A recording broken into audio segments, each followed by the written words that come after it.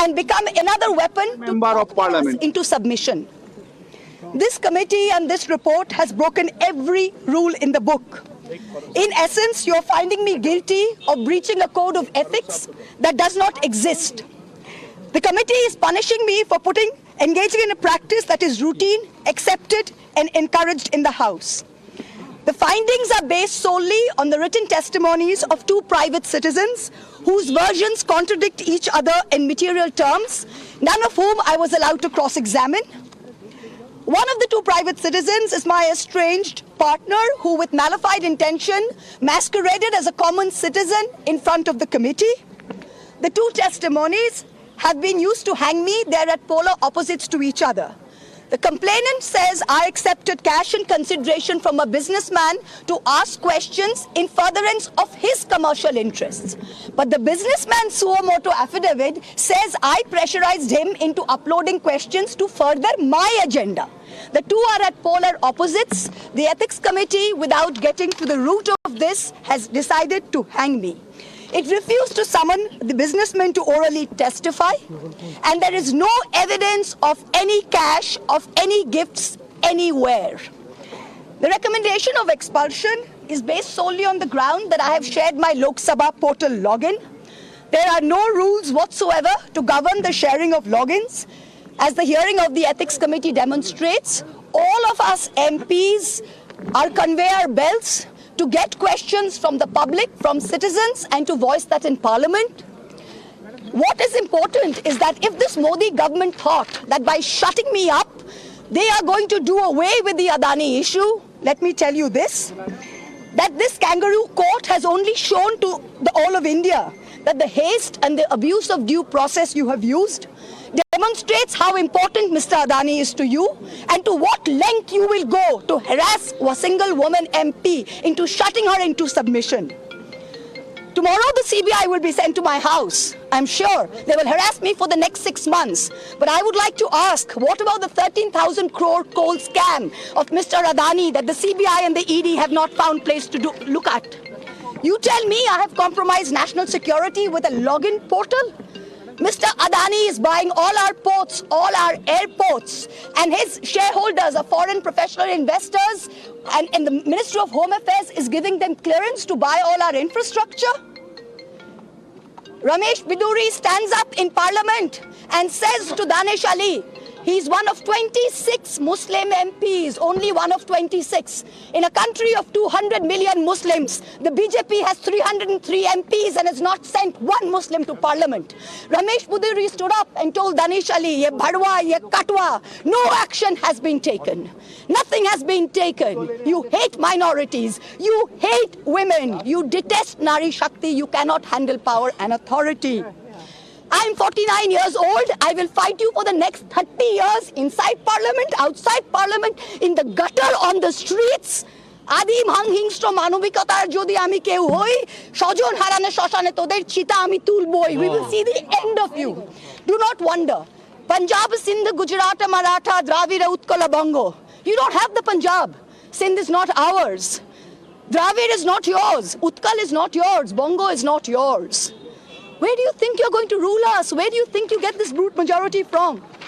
The Ethics Committee has no power to expel. You have assumed the powers of a quasi-judicial authority and imposed a penalty on me that you have no power to do. You have disregarded due process, proportionality, and abused every tenet. This is the beginning of your end. जब नाश मनुष्य पर छाता है तो पहले विवेक मर जाता है. We're going to come back and we're going to see the end of you. So thank you very much. Thank you. हम लोग थोड़ा राहुल जी মহুয়া মৈত্র আশঙ্কা প্রকাশ করলেন আগামী কাল থেকেই সিবিআই হাজির হবে তার বাড়িতে।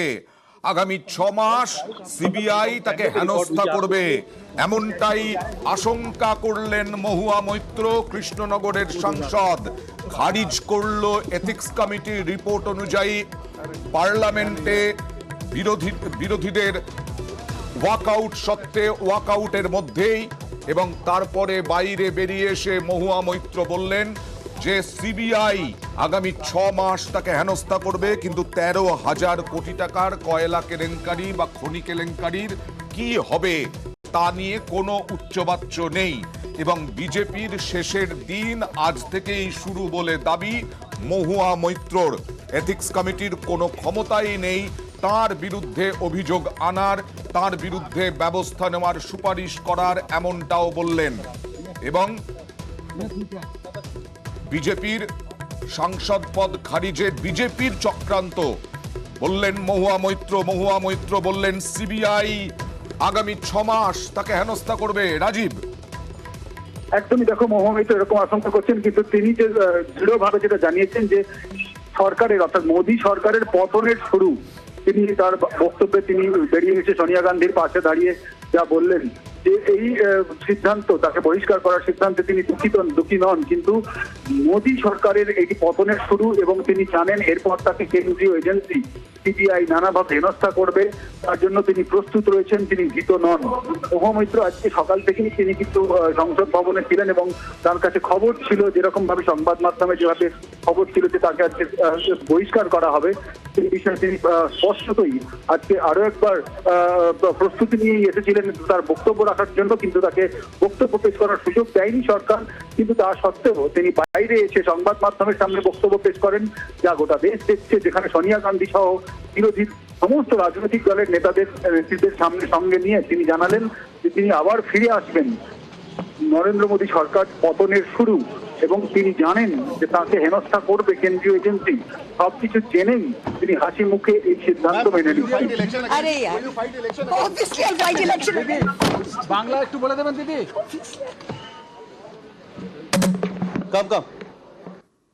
মহুয়া মৈত্র এই মুহূর্তে তৃণমূল মুখপাত্র জয়প্রকাশ মজুমদার আমার সঙ্গে আছেন। জয়প্রকাশ বাবু, প্রথমেই জানতে চাইব, ইতিমধ্যেই আপনি শুনেছেন যে মহুয়া মৈত্র খারিজ হয়ে গেছে সাংসদ পদ। হ্যাঁ, আজকে আমরা দেখলাম একটা নাটক, 8 ঘন্টা না 40 মিনিট বোধহয় এই সেশনটা চলেছে, যে প্রায় 300 350 না 400 পৃষ্ঠা বললো সব অ্যানেক্সার নিয়ে। রিপোর্টটা জমা পড়ে, তারপরে 1 ঘন্টার মধ্যেই আলোচনা শুরু হয়।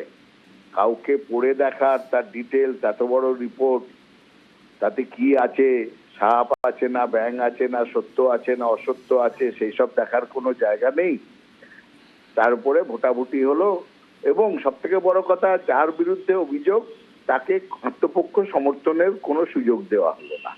এটা ভারতবর্ষের যে আইন ব্যবস্থা, যেটা হচ্ছে basic structure of our constitution, যে কনস্টিটিউশনে সুপ্রিম কোর্টও চলে, পার্লামেন্টও চলে, সাধারণ মানুষ যে কনস্টিটিউশনের সংবিধানের উপর ভরসা করে জীবনযাপন করে, তার যে বেসিক স্ট্রাকচার আত্মপক্ষ সমর্থন বা ন্যাচারাল জাস্টিস, সেটা আজকে দেখা গেল যে করতে দেওয়া হলো না।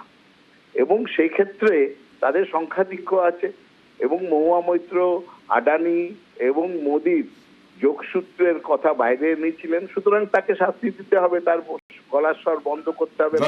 বারবার বিজেপি সাংসদরা আজকে কিন্তু এটা তুলেছেন যে ইউজার আইডি, লোকসভা পোর্টালের ইউজার আইডি এবং পাসওয়ার্ড দেওয়া মানে দেশের নিরাপত্তার একটা ব্যাপার। এর আগেও তুলেছেন, আজকে এটা আবার তুললেন এবং বড় কারণ দেখালেন এটাই। এবার ঘটনাটা হচ্ছে এই নিরাপত্তার কথা একজন তো আজকে দাঁড়িয়ে সাংসদ বললেনই যে আমার আইডি থাকে আমার পিএর কাছে, এবং এই ব্যাপারে লোকসভা কোনো আগে মহুয়া মৈত্রর ঘটনার পরে তারা একটা ডাইরেক্টিভ ইস্যু করেছে, আপনারাও জানেন, ইদানিং এই কিছুদিন আগে বোধহয় সপ্তাহের আগে, যে এই পাসওয়ার্ড বা আইডি কারোর সঙ্গে শেয়ার করা যাবে না। তাহলে এটা যদি দেশের নিরাপত্তার হয়, তাহলে আগে এরকম কোনো ডাইরেক্টিভ ছিল না কেন? তখন কি তারা চোখ বুজেছিলেন? তখন কি তারা মনে করেননি? এবং যদি দেশের নিরাপত্তা হয়, তাহলে আমাদের দেশে একটা সাইবার ক্রাইম বলে একটা ব্যাপার আছে, সেই ধারায় কি এটা আসছে?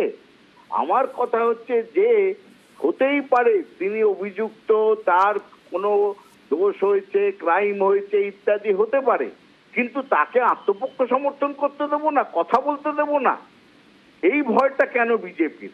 এটাই আমার কাছে সব থেকে এবং সকলের কাছে অদ্ভুত লেগেছে। যেন তেন প্রকারণে একটা জায়গা, এবং এই ঘটনাটা এসছে কার অভিযোগের ওপরে? হিরানন্দানি বলে একজন ব্যবসায়ীর একটা এফিডেভিট, যেটা ও বাইরে দিয়েছে, বাইরের একটা দেশে দিয়েছে, সেখানকার কনসাল জেনারেলের সামনে, তার উপরে তাকে কিন্তু এথিক্স কমিটি ডাকেও নি, তাকে ক্রস আর এক্সামিনও করেনি। আজকে বড়সড় আশঙ্কা প্রকাশ করলেন মহুয়া মৈত্র, আগামী 6 মাস সিবিআই তাকে হেনস্থা করবে। না, সেটা তো ইডি এবং সিবিআই এবং ইনকাম ট্যাক্স, এরা তো বিজেপির শাখা সংগঠন হিসেবে এখন কাজ করছে।